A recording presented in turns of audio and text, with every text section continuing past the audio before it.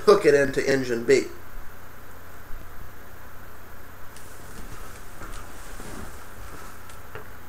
So, all right. I think there's just the one other thing. What do you think of these iBook? You know, the iBook announcement they made, and that last. I mean, we've talked about FaceTime and the one more thing. It's right. This is just one of those. I was a little underwhelmed. Yeah, I don't think iBooks has yet to become the success that Apple would have hoped it's going to be. They've got huge competition with Amazon. Oh, honestly, to be quite honest, iBooks scares the bejesus out of me. I'm going to tell you why it scares the bejesus out of me. And people are going to say I'm a paranoid nutso freak, but I don't think I am. And any industry that has ever made the mistake of blindly trusting Apple not to screw them down the road has been bitten in the butt. I mean, like, you take the video industry. There was this great little engine called QuickTime 7 that supported plugins, and loads of people built stuff on top of it. But QuickTime's still the core that runs that. And then this thing, QuickTime 10, came out that plugins are not allowed. And none of these things work anymore unless you can figure out a way to install QuickTime 7 where it lives nice with QuickTime 10. Which is easier to do on any platform except Snow Leopard. That was like a big problem with Snow Leopard when it first came out. If people had something that was built on top of QuickTime 7, even if you installed QuickTime 7, it couldn't find it. It would go to QuickTime 10 and try and plug in, and QuickTime 10 would say, I don't accept plugins. So as a result, none of that stuff worked on the Mac. I think there's been patches for it now. I think it's been kind of fixed, but I don't think it's 100% fixed. It's one of the reasons I'd like to have an Apple person on here to go, has that actually been fixed or not? I'm not actually a QuickTime user, but has it been fixed or has it just been hacked? Well, the only patches I knew about for it were basically done by other people. Like, there was one where, okay, if you go in here and edit this and change this and do that, then you fixed it. And I don't know if there's been any official implementation of that stuff. It's like fixing PDF previews in Windows 7 64-bit. Okay. There's a fix for that, but it's not an official fix. It's not a fix from Adobe.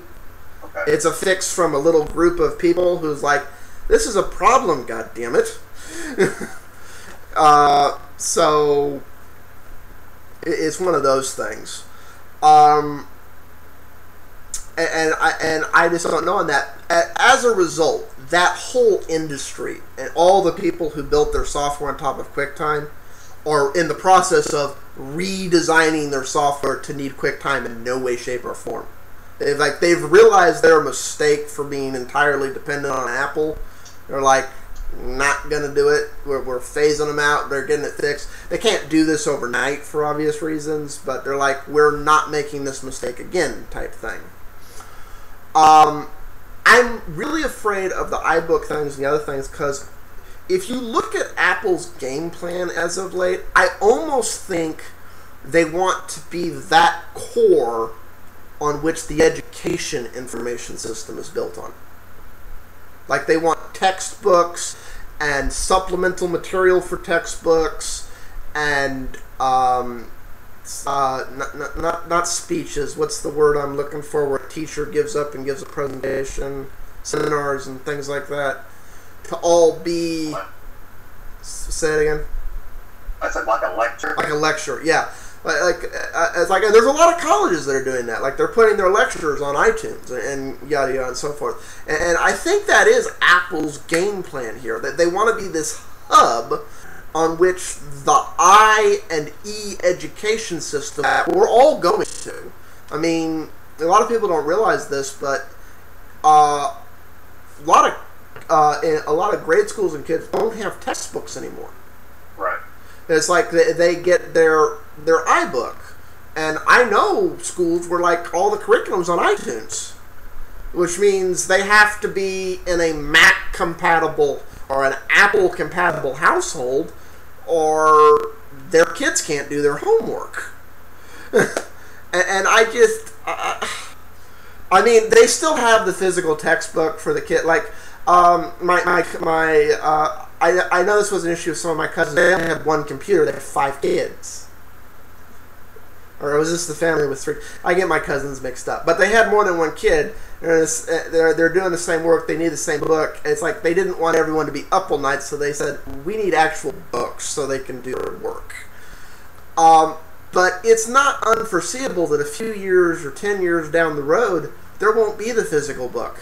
It'll be get on board with this system, or you can't do your homework. And teacher, my Mac crashed isn't going to be an excuse. Teacher, I'm not running on a Mac compatible platform or an iTunes compatible. It's like, I don't think the trade-off is fully realized there. And I think the moment that the school districts are going to realize how screwed they've made their students is about 2 years after they've screwed them. Then they'll realize, oh my God, what have we done to our kids' education? Right, because I mean, on first glance, this thing is moving to something like iBooks. It's got to save money. Oh no, it saves a crap load of money, and the big advantage to making all the textbooks electronic is, unlike today where they're physical books, it's like, well, you'll get new textbooks in 20 years. We've got this new piece of information, let's push it through so the kids are getting the latest information, the latest updates in the science books, the latest techniques for mathematics, the latest historical cliff notes for little things we didn't know 5 years ago, but through tedious research and archaeology, we've finally been able to piece together.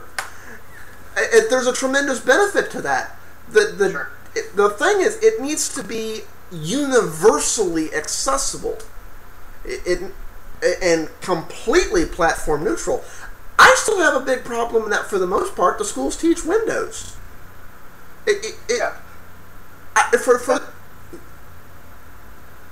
Now, the iBooks, they're wrapped in DRM, aren't they? Yes. That's also, okay.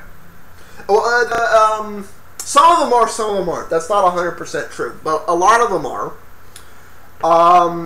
I would imagine any of the ones that you have to pay for do have DRM. Well, and a lot of the supplemental ones, like if it's a supplement to a paid book, there's some form of DRM on that, because part of the supplement is getting a digital version of the physical hard copy book. Sure, which of course they want to protect, because, I mean, let's face it, textbooks are somewhere between $74 and $200. They're not the $20 book market. Right. They're the full retail book market. I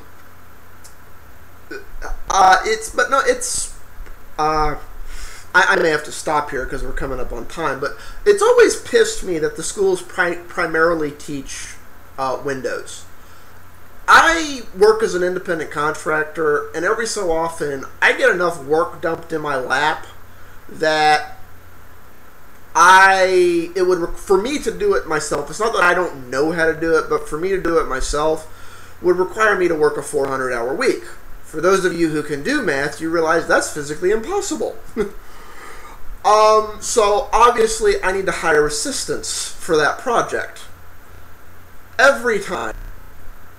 I swear, these people are certified to know a language, but they don't. They know how to use this language, like if it's .NET or C#, they know how to do it using Windows and Microsoft Visual Basic. If they don't have those tools, they can't do it.